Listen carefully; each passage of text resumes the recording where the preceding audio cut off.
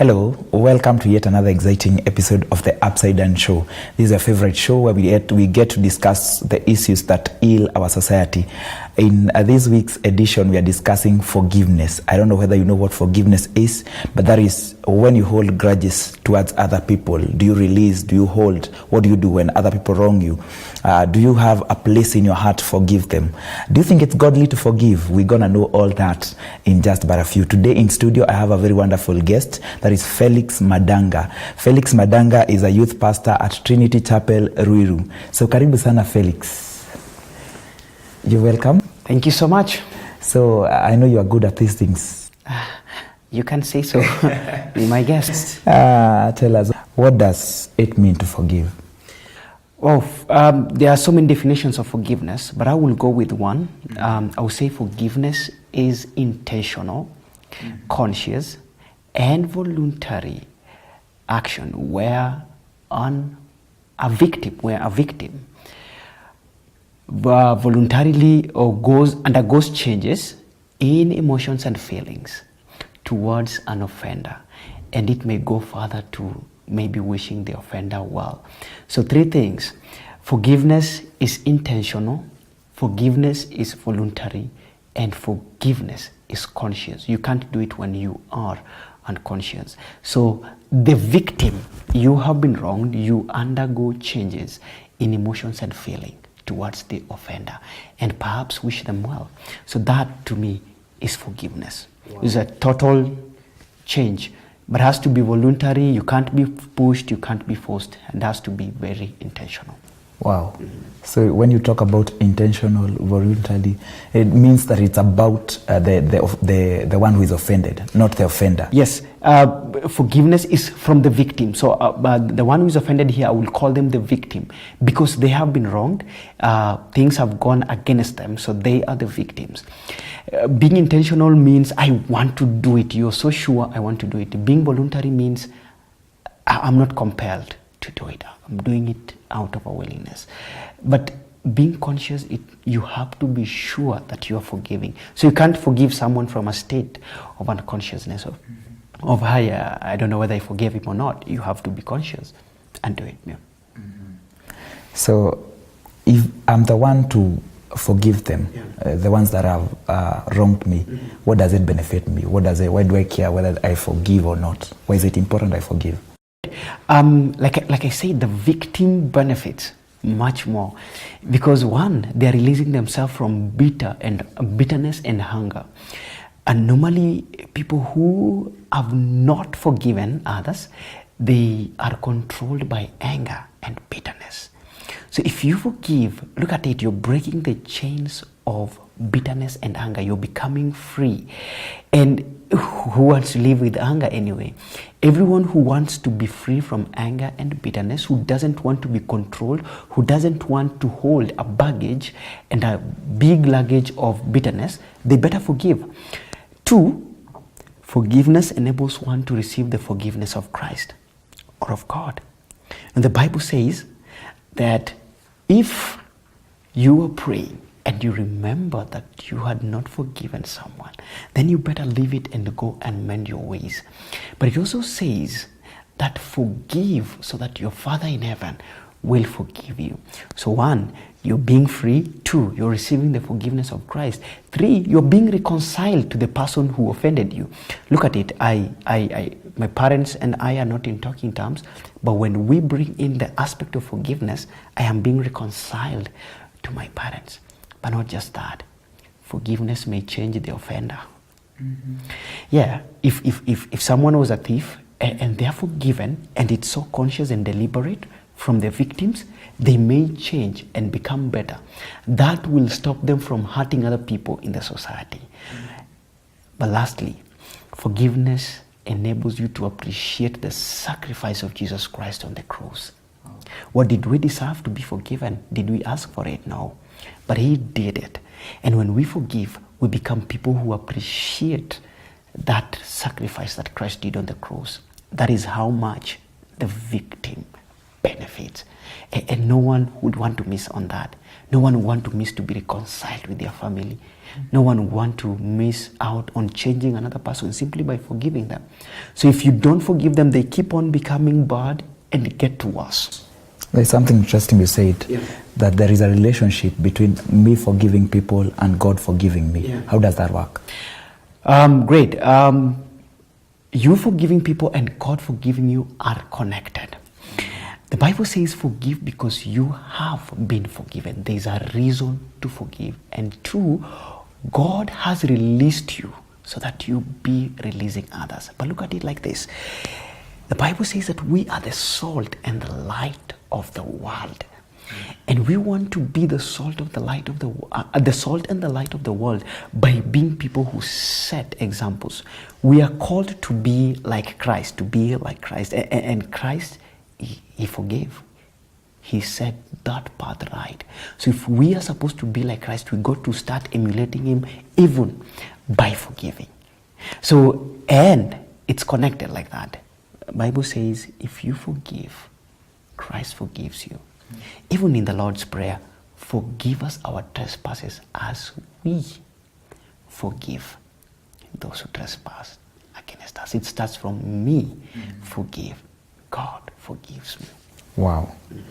Why do you think people keep grudges then, if there is such an enormous benefit towards forgiving? Well, I like that question.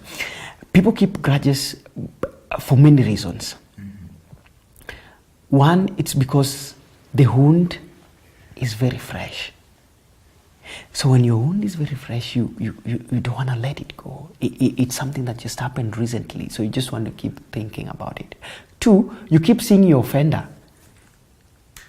So if maybe it's your parents, you live in the same house, you keep seeing them every day.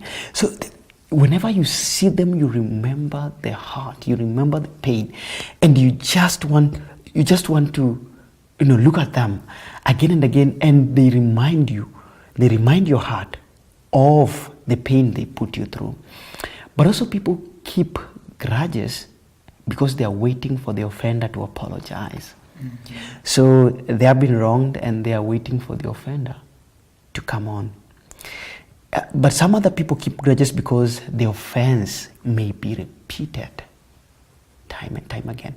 A good example is daughters who are being sexually abused by their fathers. So the offender may keep on doing this again and again, and the thing keeps on building and building and building. But some people just keep grudges because they don't like the person. They're controlled by bitter hatred and anger. They just don't like the person. So maybe the offender has apologized, but they still just don't want to let it go. But most victims, most people whom I have talked to, the reason why they don't keep grudges is because they keep living in the past. So they never move forward from the pain. So many reasons, but they vary and range in that. So if you fail to move forward, having undergone a painful experience, you will keep on the grudge. You will keep remembering. It will trigger out in your mind. If I keep the grudge, are there effects, negative effects maybe of that grudge in me? True, there are negative effects. Let me bring this. Keeping grudges could make you sick, stomachache, stress, headache. Really? Yes. It's because you're always bitter. I know our viewers, maybe from the office or from workplaces, those times you meet people and they are ever bitter. They are ever angry. Even on a small mistake, it triggers a lot of things. Like a small offense, like someone stepping on their toes in the office, and they are all out and exploded. It means they are sick, they are stressed, they are depressed. There are people who are even being admitted in hospital because of depression. It's as a result of not forgiveness. But other things that would come from a result of holding grudges is totally living in anger. Being unable to relate, you become antisocial. You can't relate to people because you think they are bad. 3, you can't make meaningful relationships, not with your children, not with your family, not with anyone, because someone hurt you a while back. So you fear making meaningful relationships. You fear, doing something good for your life because you think people will always hurt you. 3, they find it hard to trust. You cannot trust people. If it was a relationship, for example, and it breaks up, you keep on thinking, wow, the next one will also break up. And so it's built in your mind. You can't trust, you can't move forward, so you stay and stay. Another negative effect that you may end up becoming an offender of an offense. Look at it like this. You didn't forgive, you're holding a grudge, you want to revenge, so you revenge on wrong people because you can't find your offender. You are a victim, yes, but you can't find your offender. So you find people who didn't hurt you or who didn't know anything to do with you, and you hurt them instead.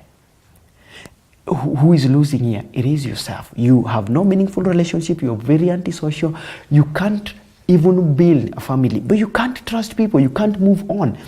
And you're always controlled, you're exploding at every small provocation. So you are losing a lot if you hold grudges. And the most dangerous one, you get depression. And there are people who live on drugs totally because they're depressed. They were unable to forgive. They were unable to. And people who hold grudges, I think these I've seen over and over, they make the poorest decisions. They make very bad decisions because they make them out of emotions and out of entanglement. So they never make correct decisions. They are ever entangled in their emotions. Wow, that is beautiful to hear.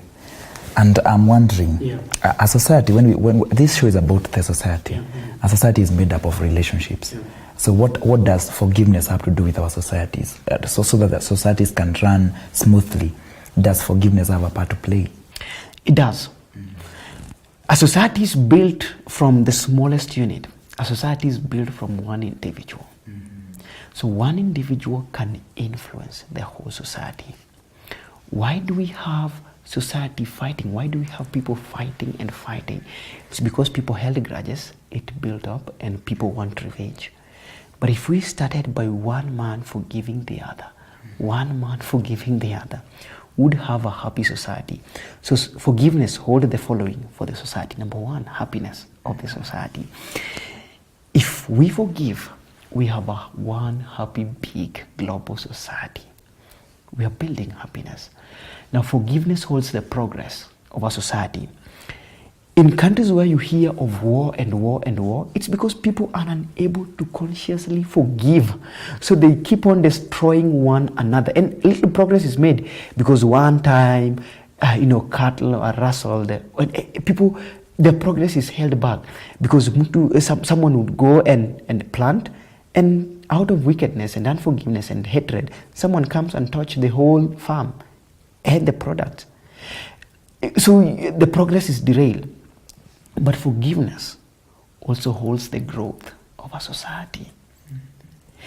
People grow and the society regenerates itself from the children. When we have children who have learned forgiveness, we have an upward growth rather than a derailed and a stagnant growth. So forgiveness is right at the center of your society. And wait, these societies are made of families, are made of churches, are made of religion, are made of corporates, are made of everyone is in this society. If people don't forgive one another from family, revenge, hatred. If people don't forgive each other from corporates, negative competition, fightings, infighting, revenge, that happens. So forgiveness stands straight at the center of a happy society. Wow. That's interesting. Right here at Champions TV, we invite you to send your comments on our social media platforms. That is on Facebook, that's Champions TV Kenya fan page. We also at Instagram, that is Champions TV Kenya. On Twitter, we are Champions TV Kenya. And also watch our videos on YouTube, that is Champions TV Kenya. Make sure to subscribe. So we are going to have a short break. See you after this break.